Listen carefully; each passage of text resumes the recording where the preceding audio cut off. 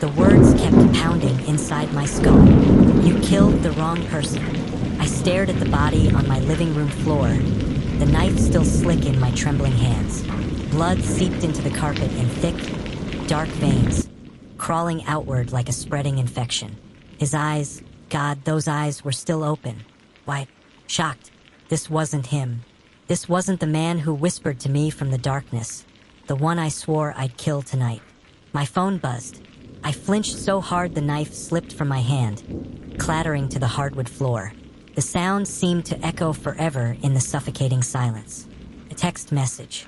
The screen glowed like a lighthouse in the blackness of my living room. I picked it up with fingers that didn't feel like mine. Unknown number. Wrong one. I'm still here. For a second, I forgot how to breathe. My vision tunneled. The house felt smaller, like the walls were closing in, squeezing me like prey.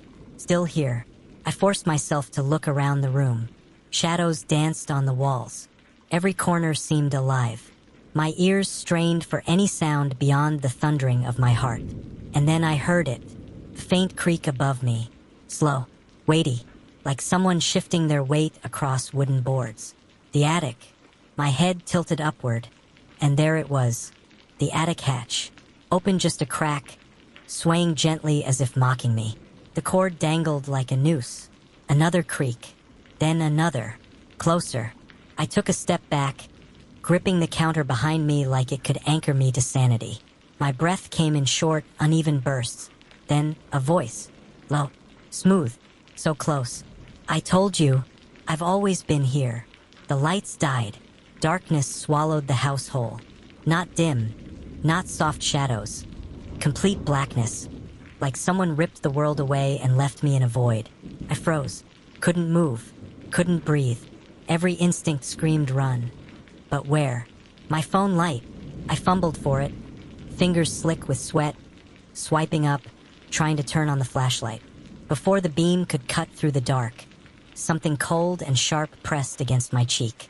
A blade, and then his breath, hot, damp, right by my ear. Why did you do it? He whispered, almost tender. You killed the only one who could save you. I couldn't speak. My throat locked. The smell of him filled my nose. Sweat, metal, something sour. Suddenly, he yanked me backward into the darkness. My phone slipped from my hand and hit the floor with a clack, the screen shattering into a spiderweb of light. The next sound, the attic door slamming shut. He dragged me up the ladder with inhuman strength, the wood biting into my bare feet. The attic was colder than death, filled with old boxes, dust, and, oh God, faces.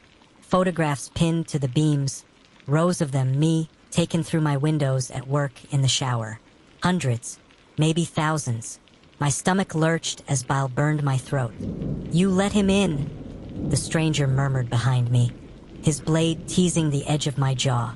And now, you'll never leave.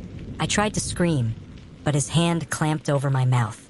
The last thing I felt before the darkness took me was the cold steel sliding across my skin, and the sound of duct tape ripping from a roll. But here's the twist. 2 days later, the police broke down the door after neighbors reported a foul smell and blood leaking under the front door. They found the body of the man I killed, my only ally, rotting in the living room. But me, I was gone. And on the wall, written in blood, were 5 words that made even the hardest detective go pale. Wrong one. I'm still here.